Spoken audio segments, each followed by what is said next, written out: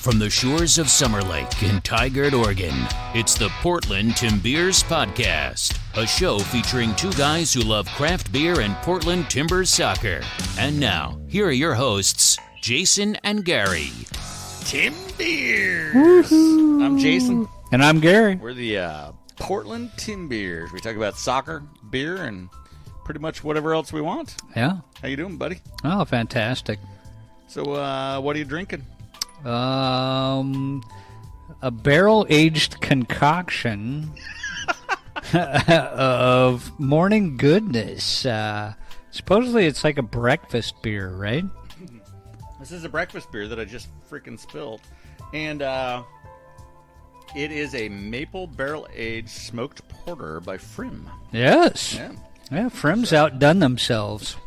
Yeah, this should be a good beer. It actually is pretty tasty. I'm shocked that you can taste the maple and it's not overpowering. The smoke's not overpowering either, which is nice. Yeah, this is right up Tim's alley of a Rauch type beer, so smoked malt. And with some barrel-aged stuff going on, which I think really pulls and dumbs down the smoke. I think it does. I think it helps. And then the maple in it, I'm guessing is the primary sugar source or something, but it's pretty tasty. Yeah, it's not too bad. Well, so what do we got on tap for the listeners today? Well, we've got a wonderful interview with a gentleman named Mark from Raindrop Tap House in Beaverton, where you decided to start your morning with a wonderful Belgian quad, which is probably why this barrel tasting or barrel aged beer seems a little light to you right now. Well, I'm gonna just start defending myself right off the bat. So we met Mark over at Raindrop Tap House at 11. So you and I pull in because we're early guys. Yep. 10:45.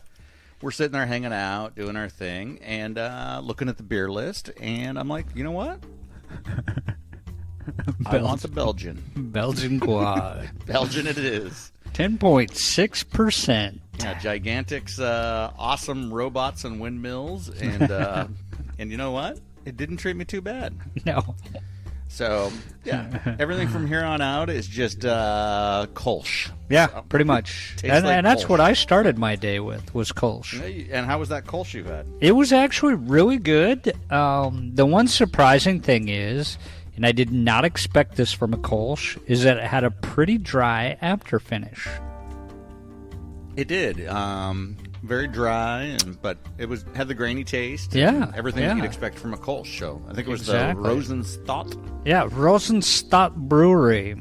We got to check that place out. Right here in wonderful Portland, Oregon. You know what? We've done a lot of breweries, and we haven't been to Zeugel, and we haven't been to that. So no. And we're both like Germany guys. Yeah. Well, so, met Mark over at Raindrop Tap House over in Beaverton. We actually heard about this place online from the Portland Beer Guys, or Beer Guy. Somebody had posted, hey, you got to check this place out. We got to Googling around, and there it was. And so was over at Ex Novo and was like, God, the line is an hour and a half long. So I need a place to drink a beer. Yeah. So walk down the street, and there's Raindrop. And they've got this amazing tap list. All local. So talked to Mark there and said, hey, what about having you on the podcast one day? Let's talk about Raindrop. And he said, you know what? Sounds good. I'm going to have a Belgian on for you. And he did. No, he didn't. But but one of the things I just remembered we didn't talk about was the pub beer crawl that they just had. So we'll have to talk a little bit about that. Oh, yeah. But the Beaverton pub beer crawl started from this place and frequented all the places in Beaverton in this beer mecca they've created. So, interesting. But, well, what else is going on, dude, before we jump into this interview? Just work. Just work. No beer? No. I've got to get off my dead butt and get some yeast ordered so that I can get that white stout going. Yeah, we got to get that going because it's going to be summertime, and we need something lighter than a white stout to drink in the summertime. Yeah, but that white stout is pretty light. True. That's the thing I like about it. But you know what else I like? Quad Belgians. You got to brew a Belgian quad, dude. Oh, hell no. I don't have the capacity for that. That was a strong beer, so...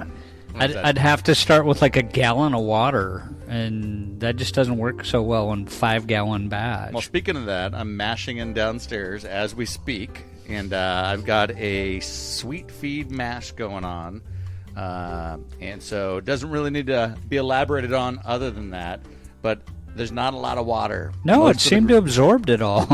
It was crazy. The grain's taking all the water. Just sucked it up. It was 4.5 gallons of water, and it just sucked it all up for 10 pounds of grain. So, have to figure that out. Generally, with recirculation, though, you start to pull some of that out. That a little water. bit. Yeah. So, we'll do that and see where we end up. So, all right. Cool. Well, let's jump on with Mark here and learn a little bit about Raindrop Tap House. All right, Jason from the Tim Beers here, and I am here at Raindrop Tap Room. Tap House. Damn it. Darn it. Gary's here with me. Gary, say hi to the listeners. How you guys doing? So we are here with Mark, founder, owner of the Raindrop Tap House. Yes. And Mark, why don't you introduce yourself to the listeners? Tell us about Raindrop Tap House and where you're located. Well, we're on Farmington and Maine here in downtown Beaverton. Our address is 4545 Southwest Angel Avenue, but we're actually on the other side of that. So if you're trying to map us, just find that and then walk around the building. Outstanding. So in Beaverton, what are you near? We are near the Dairy Queen. You can see the Dairy Queen from the window we're sitting next to. Down the street from Ex Novo, around the corner from Big's Chicken, and boy, I can't think this morning. All kinds of stuff. Yeah, also DeCarli's is down here. DeCarli's is right down here. All sorts of stuff happens. Syndicate Wine Bar is down here. They opened about 2 weeks after we did, so we're kind of kindred spirits there in that way. Fantastic. So tap house versus tap room. I obviously stepped in that. Well, it's not really that big a deal. What do you envision in this tap house? Well, what I wanted to do was create a really nice neighborhood space where people could come and enjoy themselves and relax, and I wanted to sell Oregon beer here, so that's what I do. So this is interesting that you talked about Oregon beer. I saw this tap list several weeks back. I think we profiled it. I think on the Nebulous interview, we were like, I found this place that just has Oregon beers. And so talk to us a little bit about beer selection, how you approach beer selection, and then, again, how do you isolate just Oregon beers, and how does that work with your distributors who obviously have a different vision of what they want to sell you? Yeah, they want to kind of sell me a lot of different things, but they all know, I've been in the business now for about 1.5 years, and they all know that, I'm Oregon only, so they'll actually work with me quite a bit, except for one that should be nameless. We all know who we're talking about. But for the most part, I really like to try and find smaller breweries that self-distribute a lot of times, or smaller entities that are distributors. Like High Road Distributing is really great. They have maybe 6 or 7 companies that they distribute for, and most of them are Oregon. Running Man is another thing, does the same thing. They have quite a good selection of the smaller breweries. A couple other ones have 1 or 2 that I use. But yeah, and I get people who will be like, hey, I just opened my brewery. Can you want to try me out? I'm like, sure, let's do it. Let's put you on. I've actually premiered 2 breweries here. No real fanfare, but I was the first person to buy for Integrity, which is the only brewery in Aloha right now, and Belika Brau, which is a contract brewer, but they make some fantastic stuff. Where's Belika at? They're in Beaverton, but like I said, they contract brew. They brew with Vertigo, Vertigo system, but make some really great stuff. They make 3 different beers, and they're all fantastic. Great. Well, I'm an Aloha guy, so I grew up in Aloha, and we had no such thing as a brewery out there except for my garage, and that was it. And now, again, the suburbs are the place. Beer is moving out to the suburbs. Exactly. We've talked about this the last couple of years on the podcast that really to go find good beer, it seemed like we had to go into Portland, and there was a need to actually move this to neighborhoods. and the tap houses were actually serving as some of that. But now we're starting to see the breweries recognize, hey, we need to have a presence out there as well. So yeah, it's going to be crazy. I mean, Breakside is opening a place around the corner here. I think on the other side of this building, actually. And then Binary is moving into the old Beaverton Bakery pretty quickly. Yeah. Well, you had all sorts of other stuff that's just kind of around that's supportive, right? You obviously mentioned Ex Novo. There's rumors of some other tap houses kind of filtering in the area. You've got the BG Food Carts, which has its own tap house thing going. But this is like the beer mecca right now. Is kind of for the west side is this Beaverton cluster that's going on. It's pretty cool, actually. Loyal Legion is opening up pretty soon, just down the street, right, just north of Biggs Chicken, which is going to be great. I mean, they do Oregon only as well, apparently, but. All boats rise. They're going to bring a lot more people down to downtown, so we're all going to enjoy that. And I saw their tap list. They have a fantastic tap list on their spot in Southeast. Some great beers there. I tend to dig a little deeper, I think, in some of the smaller places. Right. Just because I can. I mean, they push more beer out than I will, so I can buy one single keg and be fine with that, where they're going to maybe need 2 or 3 or 4. Yeah, so talk to me about your beer list. So how do you select a beer for your beer list? A lot of places are very IPA-centric. Obviously, IPAs sell within the state. Yeah. But how do you make sure that you've got balance? How do you make sure that you're pleasing everybody?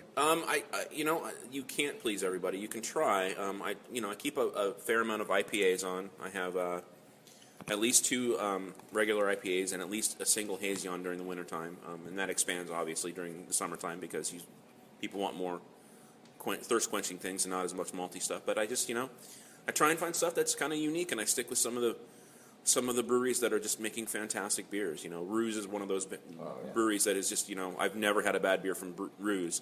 I've never had a bad beer from Level. I mean, just some of these places are just knocking them out of the park. So sometimes they make it easy. Well, and one of the things that you mentioned earlier, too, is that you kind of dig deep for these smaller breweries that may not even have their name out there yet. And when I was looking at your tap list, Jason, he was talking about, we've been on the podcast now for 5 years, and one of the things we prided ourselves on was finding these small breweries. And there's breweries on this list that I've never seen or never heard before. So it's interesting. And I'm wondering how it is that you found those guys already. A lot of it is word of mouth. I mean, the beer industry, you guys know this, the beer industry is very supportive of each other, and there are breweries that, are helping smaller brewers out, and they're saying, hey, you should go talk to Mark at the Raindrop and see if you get something on there. And that's just kind of how it works. Hey, I hear you do Oregon-only stuff. We're Oregon-only. I had Cold Fire. The first time I had Cold Fire on, Mallory, their salesperson, was driving by and saw the sign outside and then was parked and looked me up and said, Oregon-only stuff. She turned around and said, hey, I'm from Cold Fire. We're from Oregon. Would you like some beer? And I'm like, yeah, of course, let's do it. So yeah. Yes. Yeah, exactly. And a lot of times, I have some of my customers, my regulars, will go to small little breweries and say, hey, do you guys distribute? I know a guy in Beaverton who looks for smaller Oregon breweries. Let me get your information and give it to him. So I've been calling people and trying to get some people. Now, going back to the neighborhood kind of feeling that this place has, one of the things that I noticed when I walked in the door was the Pay It Forward board. Okay. And I'm really curious on how that got started and kind of what the idea is behind it. We had been talking about doing something like that for a while. There are a lot of places that do like a chalkboard or a whiteboard and things like that. And, I wasn't sure how to quite do it, and I wanted to do something a little different, so I came up with the idea of the note cards and the pushpin board. And how it really got started was when we were about ready to close for COVID, one of my good friends, John Duggar, lives in the neighborhood, bought a $100 gift card from me.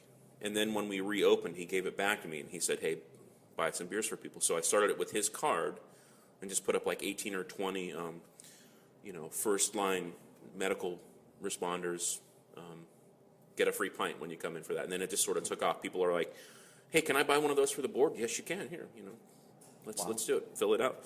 There are a couple of high marks in there, a couple of high bars you have to do on a couple of them. Like one of them is you get a free beer if you have 5+ kids. We don't see that very often. And then one is if you've donated a kidney, I'm going to buy you a beer kind of thing. It's like pretty high bars there, guys, but it's still kind of fun. You got some that are just like, next person, and I have a guy who was coming in here for a while, and he'll probably be back.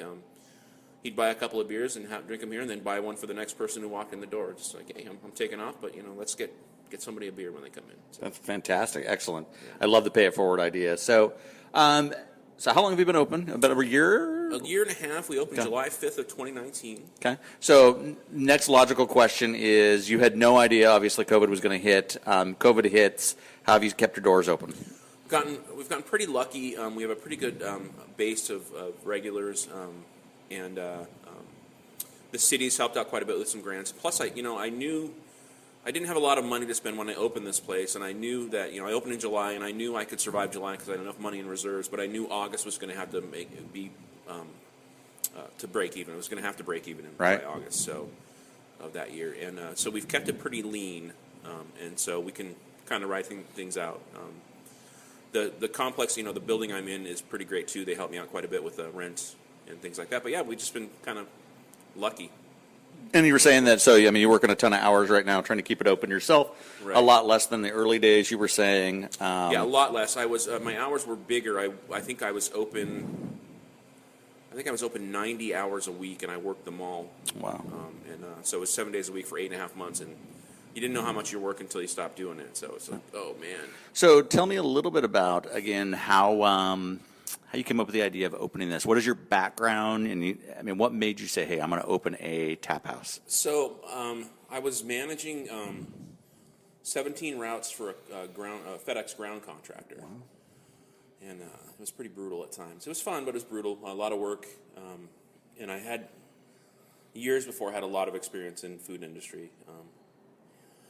And I wanted to do something kind of simple, and I went to Iron Tap Station one day and said, I can do this, let's do this. So that's kind of how the idea formed, and then started planning it out and things like that, and it got closer and closer, and I'm like, okay, let's see what we can do here. So the city of Beaverton had a grant program where they would pay for up to $35,000 of your build-out, basically. They reimburse you for it. And got kind of lucky. Got this space and went from there. Walked around this. I live in this neighborhood, so we kept looking for a space in here. Kept looking, couldn't find anything. Everything was being taken, and kept walking by this space, saying, the reason why it's not rented is it's in a brand new apartment building. It's on a corner space. It's probably too expensive. I'm not going to even call on it. Right. After not being able to find anything, I finally called on it, and it turns out it was offered for 20% less than what I was willing to pay in rent. I'm like, where do I sign? So. And so it is, yeah, a brand new apartment complex, a bunch of stuff going in here, mixed-use residential type stuff. So it seems like a gold mine is that you should be able to, again, get repeat customers coming out that want a good place to drink beer, right? So exactly, yeah, and we're pretty getting pretty popular in the neighborhood. A lot of people come here just because they can walk it. Like the snow day we had a couple months ago, a month or two ago. I was going to close early, thinking nobody was going to come, and turns out we were the only place open downtown, so everybody was coming here. So it's like, all right, let's do it. Let's keep it open, and we had a pretty good time. So you got sports on usually, and on the TVs, you got multiple TVs in here. I see some Beaverton High School football stuff. Yeah, all that stuff. What else do you do from a special event side to help draw people in, support business, support the folks that want to come in? We do a food truck on Saturday nights. We have food trucks come in. They park across the street at Dulciderm, which is just across the street. And the people Tamara, who owns Dulciderm, it gives us her blessing to do that every Saturday night. So. And we don't do a whole lot of events here just because we want this place to be about people coming in and relaxing and just enjoying themselves, with their friends or whatever. We did a trivia once, and it turned out to be all about the trivia, not about the place. Yeah, totally. So we only did it once. There's places trivia works, right? And exactly. But we've talked about it on the episodes before, is that very often the trivia overtakes the normal customers, the regular customers that are inside. Yeah. So when they start shushing the business owners and everybody else because everybody's, it's like, come on. Yeah, and I just, I didn't like the vibe that night, so I said, okay, that'll be the last one. Cool. And, good. Well, again, awesome place here. My wife actually noticed the woodwork that you've got here, how it wraps and all that, and she's got this design mind, works for an architecture company. And she's like, the woodwork in here is interesting in that it kind of just wraps and kind of follows through and flows. Like I had no. That's not you. It wasn't me. So the people who owned this building before they sold it had an architect in mind, like a designer in mind, because they had done Milk and Tea, which is the other retail space on the other block. Yeah. and said, hey, you should check out what he wants to do. And I saw it. I'm like, yeah, let's do that. It looks great. So Great. So they did that, and yeah, and I loved it. Yeah, that's outstanding. So. Well, what does the future hold for you? So what does success look like for you coming up in the future? Success for me is just, to keep this place going and make people happy and have a good time here. Ultimately for me, I'm not looking to make, millions of dollars here, but my aim is to maybe only work 40 hours a week here would be great. We'll get there at some point. But for right now, it's still a blast. I'm just having a great time doing this. So let's talk unicorns real quick. We'll close this out with unicorns. If there's a beer that you could get, or that is hard to get that you could get for your tap list, what would that beer be? Oh, I can't think of the name of the brewery off the top of my head, but they are aligned with Block 15. Okay. They're out of McMinnville. They took over Allegory's brewing space, and I can't think of the name of the brewery though, but I really want, somebody brought me a can of it. It was fantastic stuff. Wow, outstanding. But I contacted Block 15 and they're like, well, we have too many accounts. We can't service you yet, but we'll keep you on our list. I'm like, sure, okay, whatever. You big time me, great, but we want your beer, so.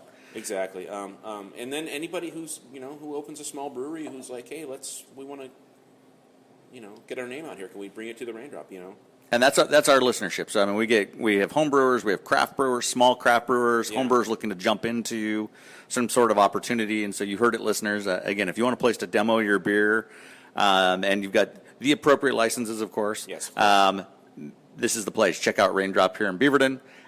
Fantastic location. Sits right on Farmington and right by the Beaverton High School, Dairy Queen, in the cluster of exactly where the beer scene's happening in Beaverton. Come say hi to Mark. He's got a fantastic space here, and I know for March Madness we watched a couple games sitting up there on the deal for those that like basketball. But check this place out. Mark, thank you for your time. Thank you so much, guys. Appreciate Absolutely. it. Bye-bye now. All right, we're back. Bye-bye now. Where the Bye-bye frick now. did that come from? I don't know, but that needs to be your signature close on an interview. Okay, bye-bye now. Bye-bye now. Well, huge thanks to Mark. So Raindrop Tap House is unbelievable. Great beer selection. I like it because a broad array of taps that are Oregon-focused. Yeah. Small stuff, medium-sized stuff. But again, good beer selection, good location. Oh, the location's perfect for growth down there with all the growth that is happening. Yeah. It's just going to bring in more traffic, I think. Well, and I'll add from the Max line, it's interesting because it's a quarter mile, half mile tops from the Max line. Yeah. So those Portland listeners, you could actually easily get off the Max line, and it's a short hop over to this place. Absolutely. Walk down, walk back to the Max, ride home. Yeah, I mean, not bad at all. So, yeah. So check out Raindrop. So awesome little place. I guess we were talking about what's next for the podcast and what are we going to feature. And we've got a bunch of pending interviews for breweries pre-COVID. So we need to reach back out to Waltz and Kaiser and so the likes of some of those. But we also talked about my old neighborhood that I grew up in, the Aloha neighborhood. This Integrity Brewing is interesting. Yeah. We learned about them through Mark. Yep. And then also there's a tap house up there called 649. So we've got some options, and I think we'll close that out in the next few weeks of trying to figure out who's next and what that looks like. But more to come on that. So what else is going on, man? So skiing? You just skiing on? Skiing's pretty much done. Well, it's not done, but For me, it's done. Yeah. There's a ton of snow at ton of snow, but with the work schedule that I'm on now, it pretty much killed it. Because I can't go up in the morning. Right. And I can't go at night. Right. And the weekends are just a shit show. So, yeah, I think my skis are getting hung up. Oh, are they? As far as ski season goes. And I have to start looking towards the paddleboarding season. Paddleboarding's coming up. And, you and the lovely lady, you've got a built-in paddleboard partner now. I do. Yeah. Yeah. That's awesome. So I think we're looking forward to paddleboarding, and so that'll come up. And having some coldies sitting on the paddleboard and floating the Deschutes or floating the Tualatin or whatever. Tualatin or wherever we may find a float. That's right. So there's a awesome lake that Debbie and I found last year up. It's about a half-mile hike in, so you strap those packs on your back. Yeah. And then it's a little lake, but you get a dual mountain view with the Sisters and Bachelor just sitting on both ends of this lake, and not a lot of people. So I know you guys are talking about coming up with us to Sun River. Yeah. We got to look at doing that in August. Maybe doing that one. Yeah. Well, bring the fly rod up and fly fish from it too. Now you're talking. Yeah. And then if we bring our homebrew stuff up and actually homebrew on the paddleboard. On the paddleboard? Using fish guts. Oh, good. That's totally, you know who that is? Yeah. Brewdogs. That's Brewdogs. That's Brewdog style right there. They can do that one. Yeah.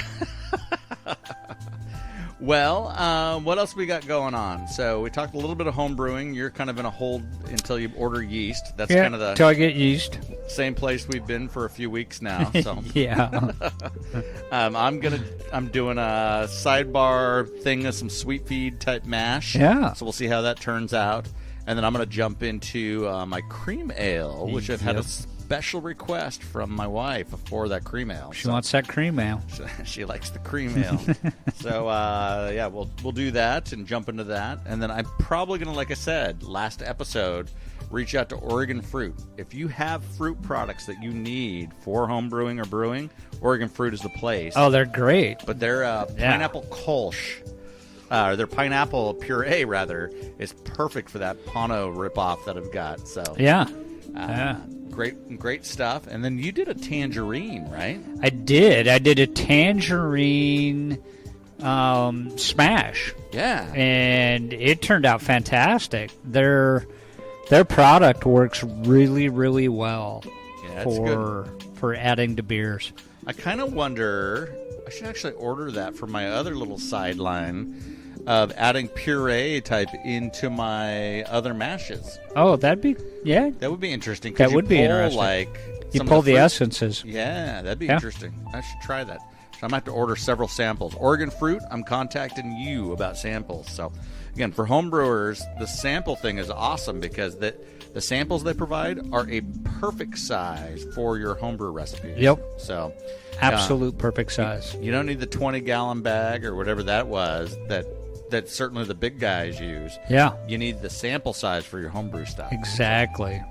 But, well, I don't think there's anything else other than the final thing I wanted to close out on is this beer tax thing that's out there. So Oregon is looking at committing suicide. Complete suicide. To its economy. And so it's similar to what I see that the timber industry went through several decades ago, where they decided to basically go away from forestry, which was the core of Oregon forever, turn their backs on it, and that decimated southern Oregon and the coastal range and all those types of areas, and the communities that were in those areas. The brewing industry is going to face the same thing, and the wine industry and the distilling industry. Well, just the whole alcohol industry, period, not to mention hop growers, everybody else that's involved in that whole chain is just going to get crushed. So we know the tax rate in Oregon for breweries is low, and for people that make alcohol. Right. Right? And so alcoholic beverages, Oregon enjoys a very, very low tax rate. But because of that, we've got a lot of entrepreneurship. We've got a lot of businesses that open up. There's a reason that we're the wine Pinot Noir capital of the world, essentially. Yeah. And that we're the beer capital of the world. Yeah. And it's because low tax rate allows people to experiment and try all sorts of things and be successful. Right? Right. So I don't think anybody's saying that the tax rate shouldn't go up slightly. It just shouldn't go up the way they've got it written. But it shouldn't go up 300%. Right. Right? So I think everybody's willing to accept their fair share, but 300% is not a fair share. No. And the beer industry taking it on the back, because it appears they're the ones going to take most of this. is ridiculous. And then what we learned today is that the big dogs, if you make over 1 million barrels or whatever it is, barrels a year, then you're exempt. You're exempt.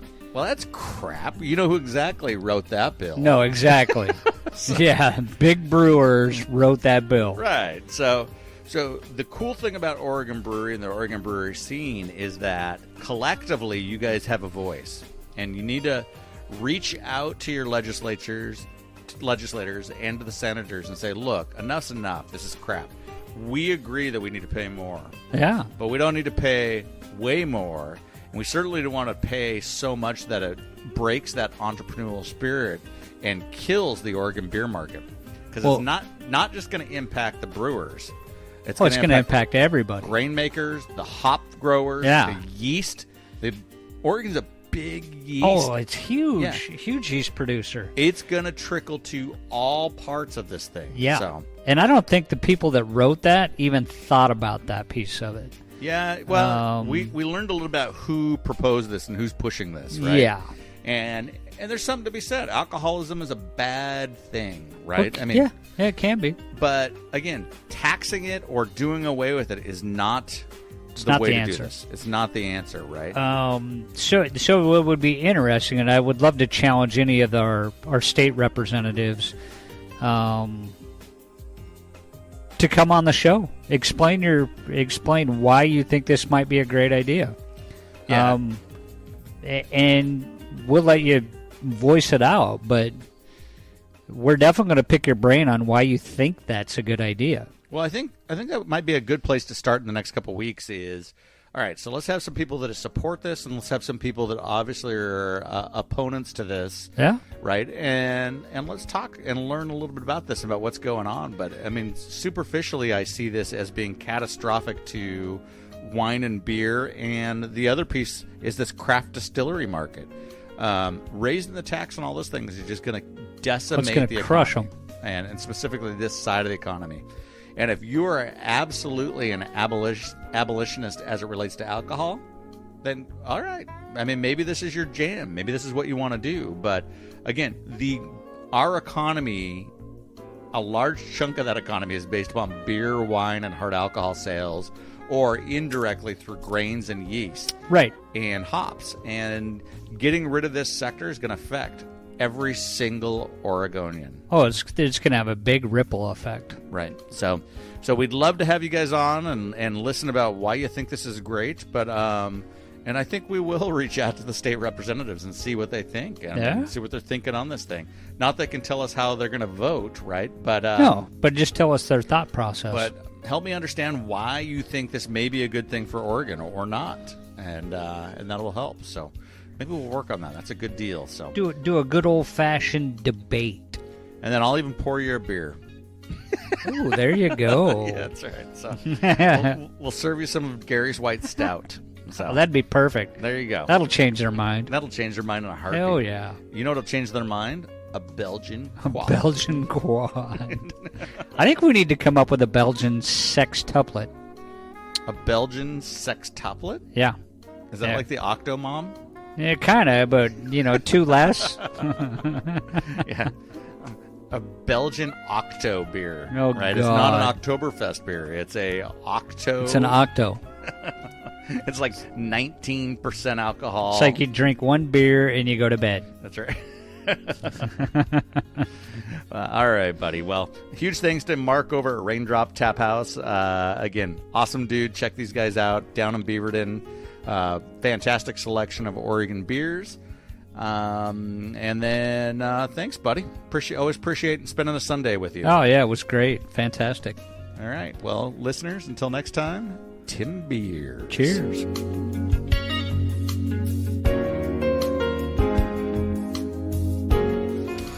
Thanks for listening to the Portland Tim Beers Podcast. Be sure to visit the Portland Tim Beers Podcast on acast.com to join the conversation, access the show notes, and discover our fantastic bonus content. If you love the Tim Beers Podcast, we'd love for you to subscribe, rate, and give a review on iTunes. Until next time, Tim Beers.